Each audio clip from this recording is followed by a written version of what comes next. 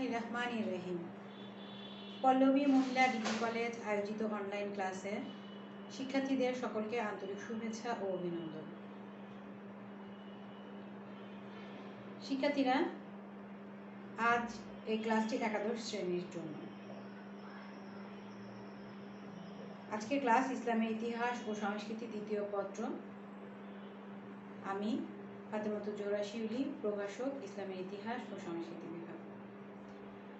আজ আমাদের পাঠ সুলতান আলাউদ্দিন খলজির মূল্য নিয়ন্ত্রণ ব্যবস্থা ও এর ফলাফল। আমরা আমাদের সুলতান আলাউদ্দিন খলজি সম্পর্কে যখনই জানতে যাই তখনই তিনি সবচেয়ে বেশি স্মরণীয় হয়েছেন যে কারণে, সেটা হচ্ছে তার মূল্য নিয়ন্ত্রণ ব্যবস্থা। কি ব্যবস্থা? মূল্য নিয়ন্ত্রণ ব্যবস্থা। আলাউদ্দিন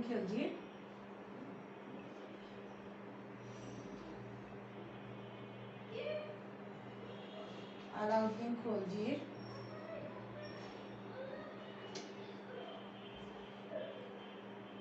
মূল্য নিয়ন্ত্রণ ব্যবস্থা।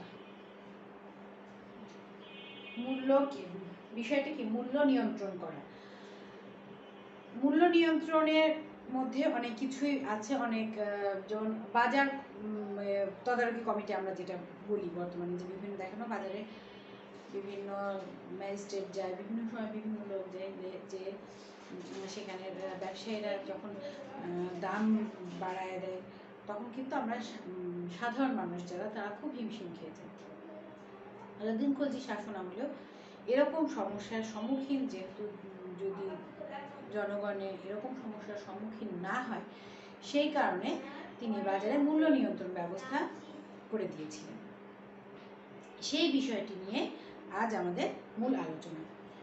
এই মূল্য নিয়ন্ত্রণ ব্যবস্থা সম্পর্কে আলোচনা করতে গিয়ে বিভিন্ন ঐতিহাসিক কি মতামত প্রকাশ করেছিলেন মূল্য নিয়ন্ত্রণ ব্যবস্থা সম্পর্কে, সেই সম্পর্কে আমরা প্রথমে জানার চেষ্টা করি। এর মধ্যে ঐতিহাসিক স্ট্যানলি ল্যান্ডপুল তিনি বলেছেন, আলাউদ্দিন খলজি ছিলেন একজন মহান রাজনৈতিক অর্থনীতিবিদ, এ গ্রেট পলিটিক্যাল ইকোনমিস্ট। তার প্রবর্তিত অর্থনৈতিক সংস্কারের উল্লেখযোগ্য প্রবর্তন ছিল মূল্য নিয়ন্ত্রণ ব্যবস্থা। আধুনিক ঐতিহাসিকগণের মূল্য নিয়ন্ত্রণ ব্যবস্থাকে সুলতানের শাসন ব্যবস্থার দক্ষতার প্রতীক হিসেবে উল্লেখ করেছেন। ঐতিহাসিকদের অনেকেই মনে করেন যে সাম্রাজ্য বিস্তার এবং বিশাল সাম্রাজ্যের স্থায়িত্ব বিধানের জন্য সুলতান এই বিশাল সেনাবাহিনী গঠন করেন। ঐতিহাসিক জিয়াউদ্দিন বার্নের মতে, অল্প বেতনে এই বিশাল সেনাবাহিনীর ভরণ পোষণের উদ্দেশ্যে সুলতান মূল্য নিয়ন্ত্রণ ব্যবস্থা চালু রেখেছিলেন। ঐতিহাসিক কে.এস. লাল এবং ল্যান্ডপুলও তার এই মতকে সমর্থন করেন। আর তার মতে সৈন্যরা যেন তাদের নির্ধারিত অল্প বেতনে নিজ প্রয়োজনীয় দ্রব্য সামগ্রী ক্রয় এবং স্বাচ্ছন্দ্যে জীবনযাপন করতে পারে, সেজন্য সুলতান দ্রব্যমূল্য নিয়ন্ত্রণ ব্যবস্থা চালু করেন। কি করেছেন? যে আলাউদ্দিন খলজির শাসন ব্যবস্থাকে সঠিক রাখার জন্য বা আলাউদ্দিন খলজির শাসন ব্যবস্থা পরিচালনা করার জন্য বিশাল সেনাবাহিনীর প্রয়োজন হয়। এই সেনাবাহিনীর যে বেতন, সেই বেতনে যেন সেনাবাহিনীর সদস্যরা তারা তাদের নিত্য প্রয়োজনীয় দ্রব্যাদি ক্রয় করতে পারে এবং স্বাচ্ছন্দ্যে জীবনযাপন করতে পারে, সেই লক্ষ্যে আলাউদ্দিন খলজি এই মূল্য নিয়ন্ত্রণ ব্যবস্থা চালু করেন। এ ব্যাপারে অবশ্য ঐতিহাসিকদের মধ্যে আবার ভিন্ন মত দেখা যায়। সুলতান যেসব পণ্যের বাজার দর নির্ধারণ করেছিলেন, এর সবকিছু সেনাবাহিনী ব্যবহার করত না। মানে সেনাবাহিনীর ব্যবহার্য জিনিস যেগুলো সেগুলো বাদেও আরও অনেক পণ্য দ্রব্যেরও সুলতান মূল্য নিয়ন্ত্রণ করেছিলেন। সুফি নাসিরা জিরাগের মতে সুলতান আলাউদ্দিন খলজি প্রজা কল্যাণ সাধন রাজ্যের কর্তব্য বলে মনে করতেন, আর এই কর্তব্যের কারণে তিনি মূল্য নিয়ন্ত্রণ ব্যবস্থার মতো একটি উদ্ভাবনী ও কঠিন কাজে হাত দেন।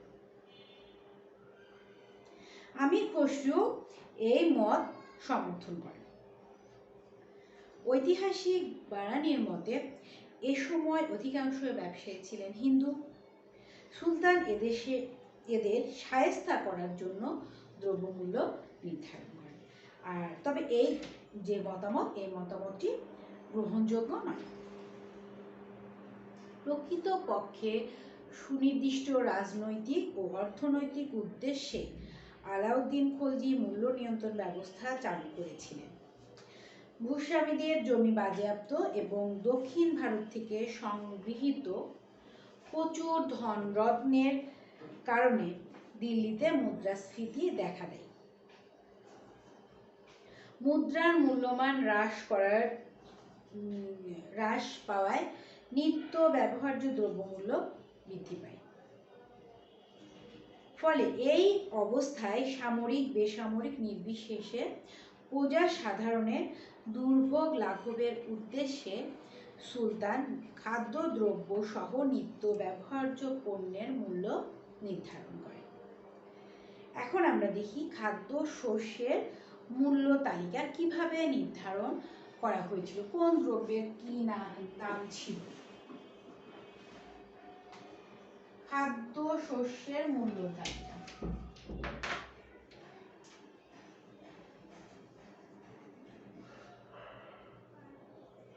খাদ্য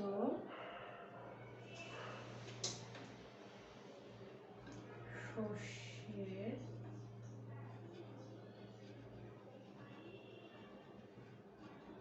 মূল্য তালিকা। দেখো আমি তালিকাটি লিখে দিচ্ছি।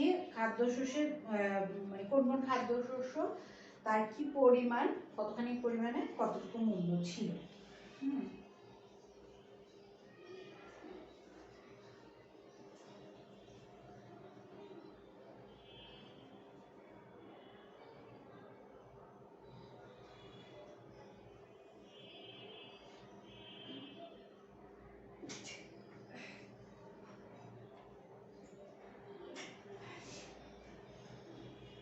পণ্য পরিমাণ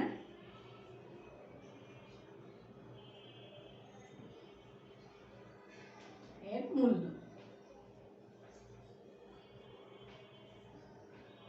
প্রথম যে পণ্যটির নাম লিখব সেটা হচ্ছে ডাল। ডালের পরিমাণ ছিল 1 মণ, আর এই 1 মণের মূল্য ছিল হচ্ছে 5 জিতল। আমরা যেমন পয়সা অথবা টাকায় পণ্যের দাম নির্ধারণ করি, সেই সময়ে জিতলে নির্ধারিত হতো পণ্যের মূল্য। 1 জিতল সমান সমান 0.6 পয়সা। ঠিক আছে, 1 জিতল সমান সমান 0.6 পয়সা। তাহলে 1 মণে 30 পয়সায়, মানে 1 টাকারও কম মূল্যে 1 মণ ডাল সে সময় কেনা যেত। এরপরে চিনি। চিনি 1 সেরের দাম ছিল 1.5 জিতল।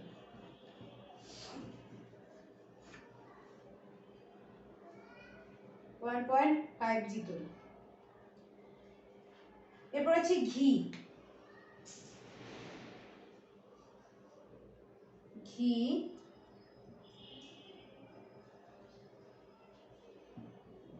2.5 সেরের দাম ছিল হচ্ছে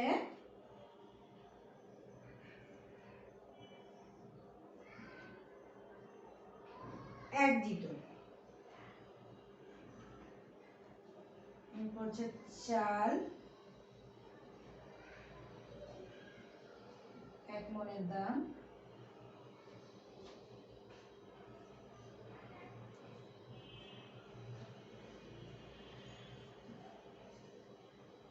পাঁচজিত,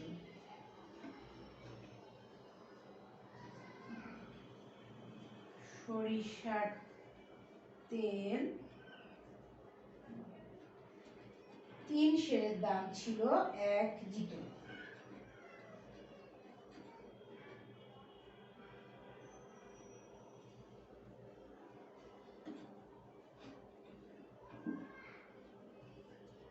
তিন সেরের দাম ছিল 1 জিতল। ডাল, চিনি, ঘি, চাল, সরিষার তেল, এই কয়টি পণ্যের আমরা পরিমাণ দেখলাম এবং মূল্যমানও দেখলাম। ঠিক আছে, এরপরে আসবে হচ্ছে গম, লবণ, বার্লি ও গুড়।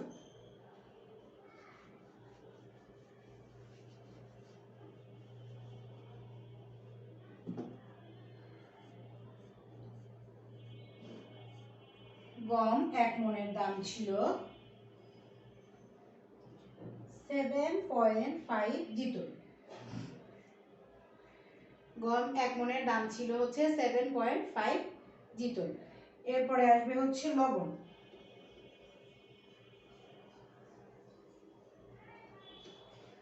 লবণ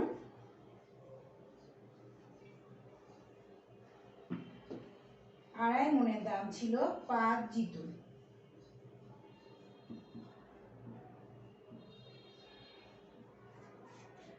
আড়াই মণের দাম ছিল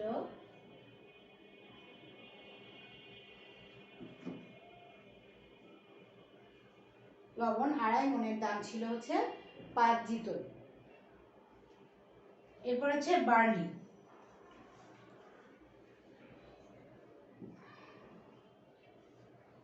বার্লি 1 মণের দাম ছিল 4 জিতল।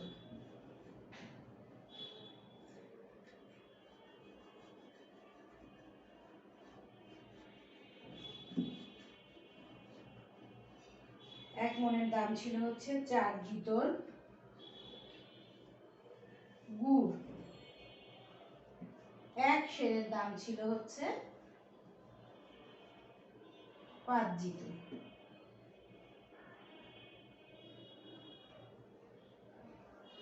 গুড় 1 সেরের দাম ছিল হচ্ছে 5 জিতল। এই হচ্ছে এই যে মূল্য তালিকাটা লিখলাম সেটা হচ্ছে দ্রব্য মূল্যের তালিকা ছিল। এরপরে আমরা দেখব হচ্ছে বস্ত্র মূল্য নির্ধারণ কি অবস্থা ছিল।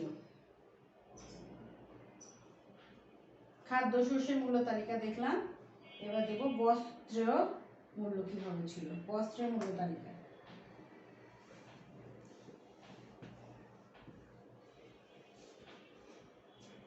বস্ত্রের মূল্য তালিকা।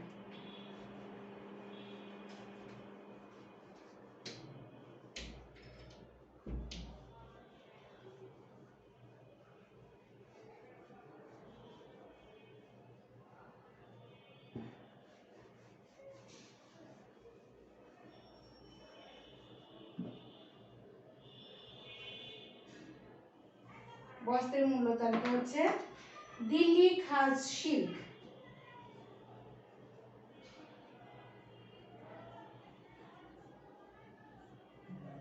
দিল্লি খাজ সিল্ক। দিল্লি খাজ সিল্কের 1 খণ্ডের পরিমাণ ছিল 1 খণ্ড, আর টাকার পরিমাণ ছিল হচ্ছে 16 টাকা। এগুলো কিন্তু আসলে সেনাবাহিনীর সদস্যরা যে কিনবে সেটা কিন্তু আশা করা যায় না। এবার হচ্ছে কমলা রঙের নতুন সিল্ক, কমলা রঙের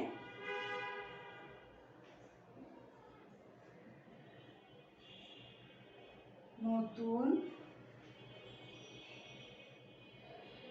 সিল্ক 1 খণ্ড ছিল 6 টাকা।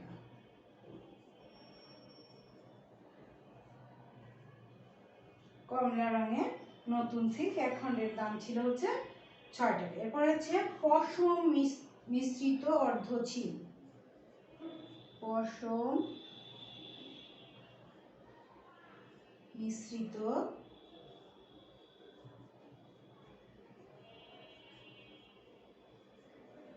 অর্ধ সিল্ক 1 খণ্ড। পশম মিশ্রিত অর্ধ সিল্ক 1 খণ্ডের দাম ছিল 3 টাকা।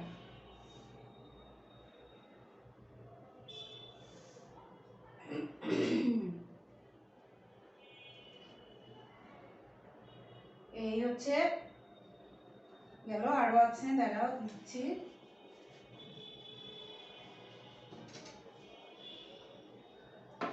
লং ক্লথ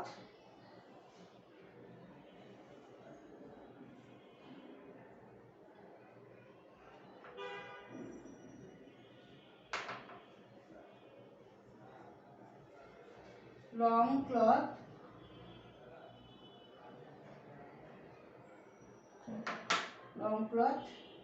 20 গজ দাম ছিল হচ্ছে 1 টাকা।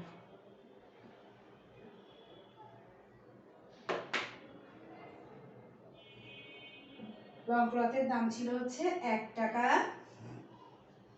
মোটা কার্পাসের দাম ছিল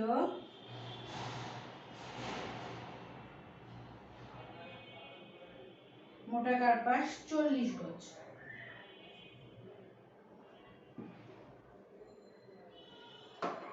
40 গজের দাম ছিল 6 জিতো।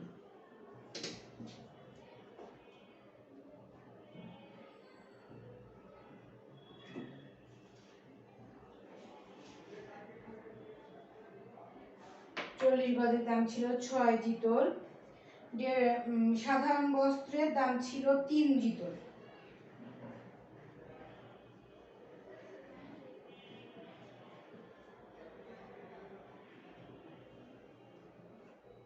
দাম ছিল 3 জিতোর। আর চাদরের একটি চাদরের দাম ছিল হচ্ছে 10 জিতোর।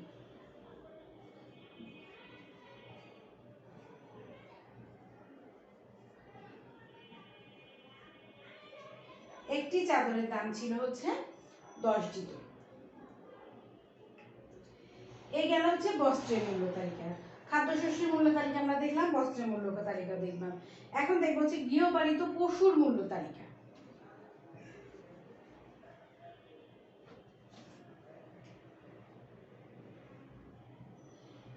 গৃহপালিত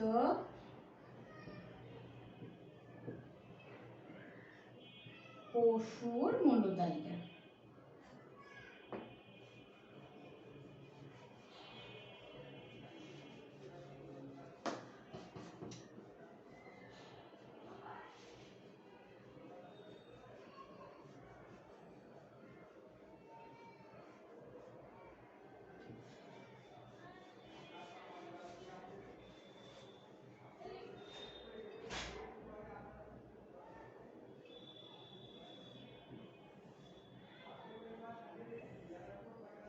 একটি প্রথম শ্রেণীর ঘোড়ার একটি ঘোড়ার দাম ছিল 100 থেকে 120 টাকা। প্রথম শ্রেণীর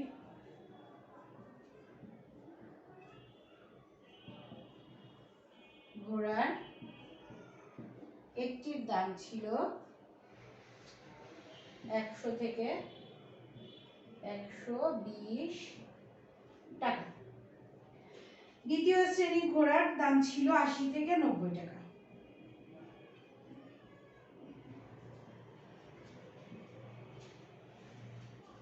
একটি ঘোড়ার দাম ছিল 80 থেকে 90 টাকা।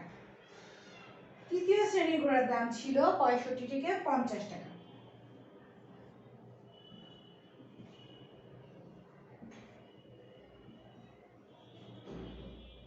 দাম ছিল 65 থেকে 50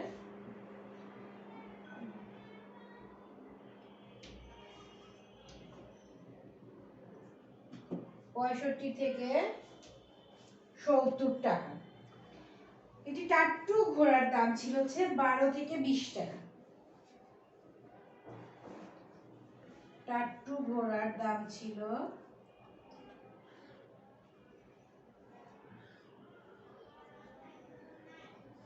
একটির দাম ছিল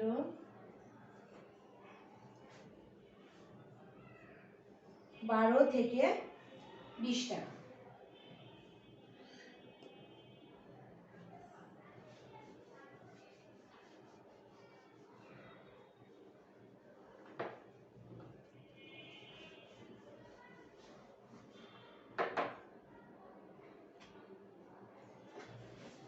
এছাড়া একটি দুগ্ধবতী গাভীর দাম ছিল হচ্ছে 3 থেকে 4 টাকা। একটি দুগ্ধবতী মহিষের দাম ছিল 5 থেকে 6 টাকা।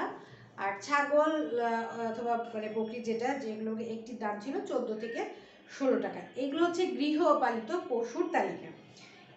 এগুলো আমরা পেয়েছি যে সূত্র হচ্ছে মোহাম্মদ আবুল কাশেম ফিরিস্তা তারিখি ফিরিস্তা এই বইটি থেকে, বা এই বইটি অনুবাদ করা হয়েছিল হচ্ছে ভারতের মুসলিম বিজয়ের ইতিহাস নামে অনুবাদে। এই বিষয়গুলোর মূল্য তালিকা আমরা পেয়ে থাকি।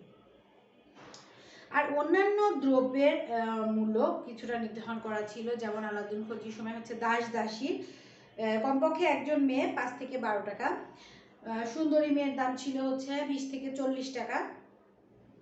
এবং কৃতদাস যে বালকগুলো ছিল তাদের দাম ছিল হচ্ছে 20 থেকে 30 টাকা।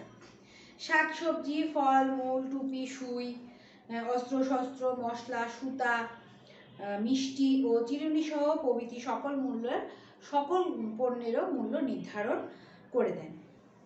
এবার যে মূল্য নির্ধারণ করে তিনি কিন্তু ক্ষান্ত হননি। তিনি এই মূল্য নিয়ন্ত্রণ ব্যবস্থা কার্যকরে যে গৃহীত পদক্ষেপ নেওয়া যায় সেই পদক্ষেপগুলো বিধি ব্যবস্থা গ্রহণ করলেন।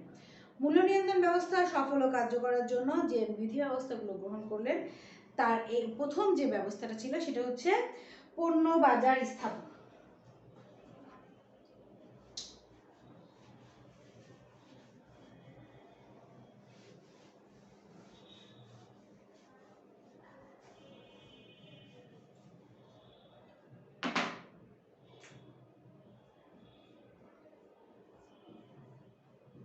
পণ্যের বাজার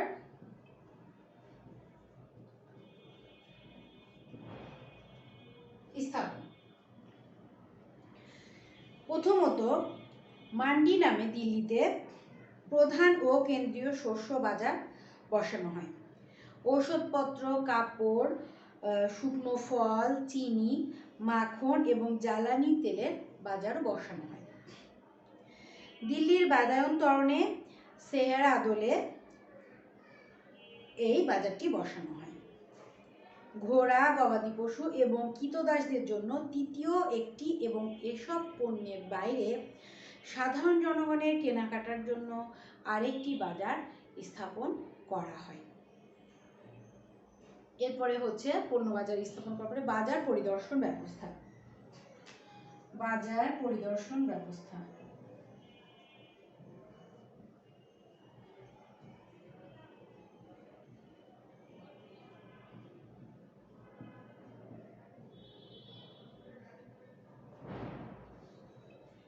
বাজার পরিদর্শন ব্যবস্থা। বাজার পরিদর্শন ব্যবস্থায় আমরা এখন যেরকম দেখি যে ভোক্তা অধিকার একটি ইয়ে আছে, সেই ভোক্তা অধিকার থেকে বাজার পরিদর্শনের জন্য বিভিন্ন ম্যাজিস্ট্রেটরা যায়, ঠিক সেরকমই তখনকার হচ্ছে পণ্য বাজার পরিচালনা ও তত্ত্বাবধানের জন্য শাহানা ই মান্ডি এবং দিওয়ানি রিয়াসত নামক দুজন পদস্থ কর্মকর্তা নিয়োগ দেওয়া হয়। শাহানাই মান্ডি এবং রিয়াসত নামক শাহানাই মান্ডি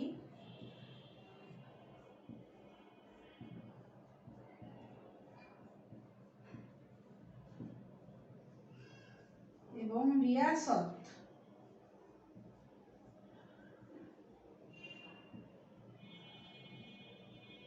নামক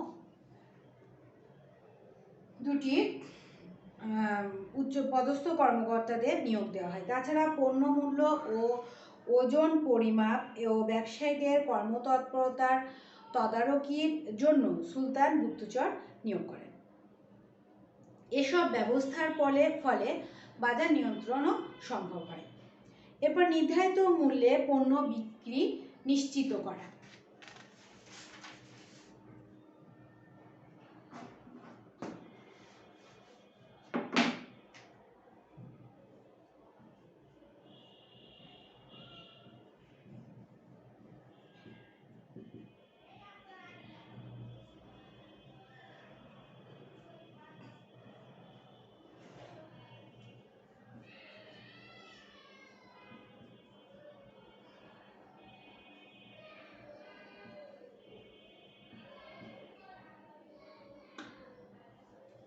নির্ধারিত মূল্যে পণ্য বিক্রি নিশ্চিত করা।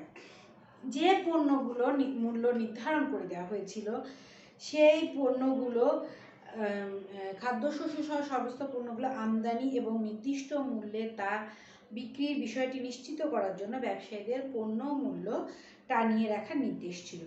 নির্ধারিত মূল্যের অতিরিক্ত আদায় করা হলে ব্যবসায়ীদের কঠোর শাস্তি দেওয়া হতো। ওজন পরিমাপের কারচুপির জন্য কঠোর শাস্তির বিধান করা হয়েছিল। এরপরে হচ্ছে সরবরাহ ব্যবস্থা নিশ্চিতকরণ।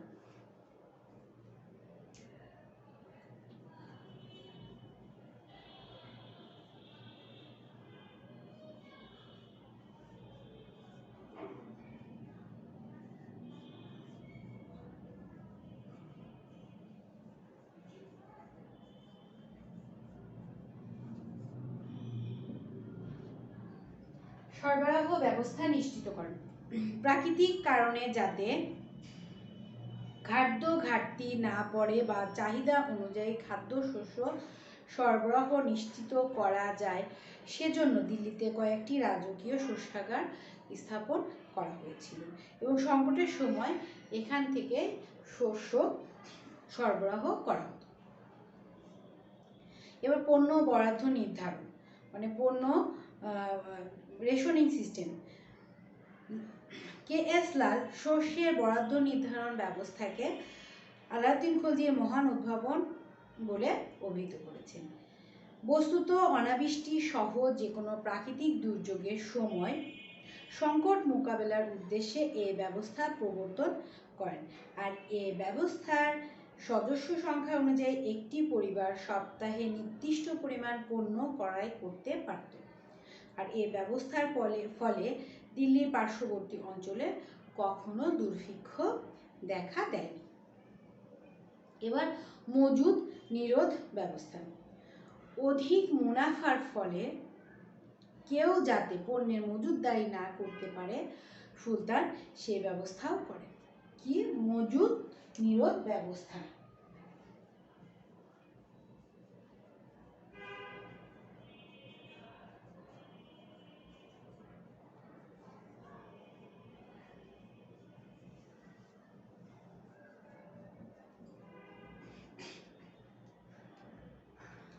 মজুদ নিরোধ ব্যবস্থা। এসব ব্যবস্থা ছাড়াও সুলতান তার মূল্য নিয়ন্ত্রণ ব্যবস্থা ফলপ্রসূ করার লক্ষ্যে হিন্দু মুসলিম সব ব্যবসায়ীদের রাষ্ট্র দপ্তরে নাম রেজিস্ট্রি করার নির্দেশ, সরকারি অনুমতিপত্র ছাড়া ব্যবসায়ীদের কৃষকদের কাছ থেকে শস্য করা নিষিদ্ধ, কঠোর হস্তে চোরা কারবার দমনের ব্যবস্থা করেন। এই যে মূল্য নিয়ন্ত্রণ ব্যবস্থা গ্রহণ করেছিলেন সেই মূল্য নিয়ন্ত্রণ ব্যবস্থাটা আমরা দেখলাম কিভাবে তিনি মূল্য নিয়ন্ত্রণ ব্যবস্থা করলেন এবং এই মূল্য নিয়ন্ত্রণ সঠিকভাবে মেনে চলছে কিনা সেই বিষয়েও লক্ষ্য করা হলো। এখন আমরা দেখি মূল্য নিয়ন্ত্রণ ব্যবস্থার ফলাফল কি ছিল। ফলাফল সম্পর্কে ঐতিহাসিকরা ভিন্ন ভিন্ন মত পোষণ করেন।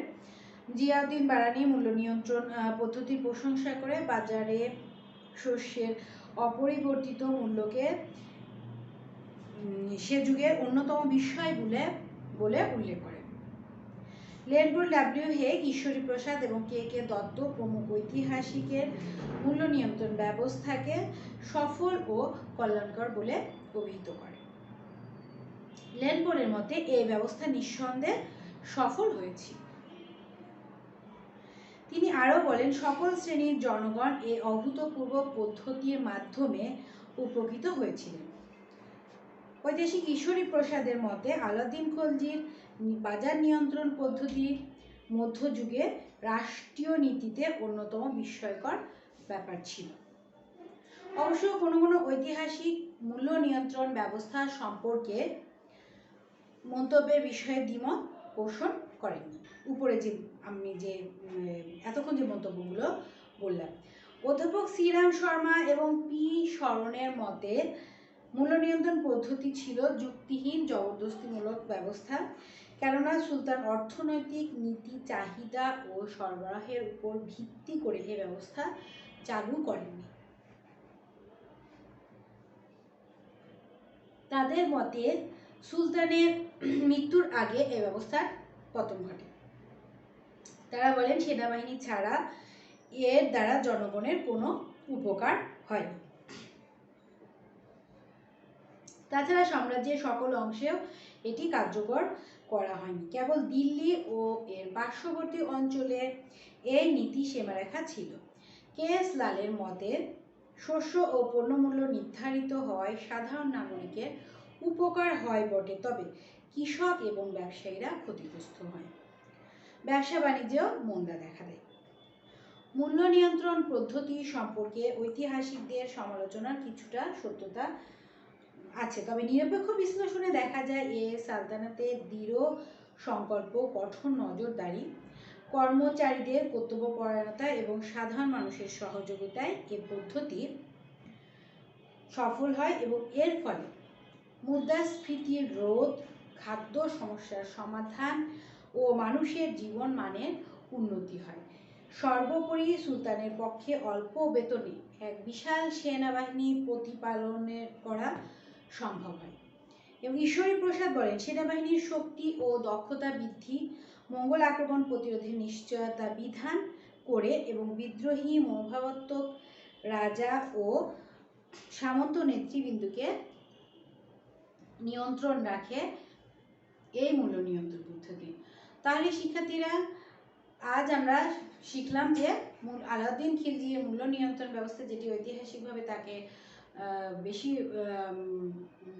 খ্যাত করে রেখেছেন, ইতিহাসে খ্যাত হয়ে আছেন যে ব্যবস্থাটির জন্য, সেই মূল্য নিয়ন্ত্রণ পদ্ধতি, মূল্য নিয়ন্ত্রণ ব্যবস্থার বাজার ব্যবস্থা কিভাবে করেছিলেন এবং এই মূল্য নিয়ন্ত্রণ পদ্ধতির ফলাফল কী ছিল, এই বিষয়গুলো সম্পর্কে জানলাম।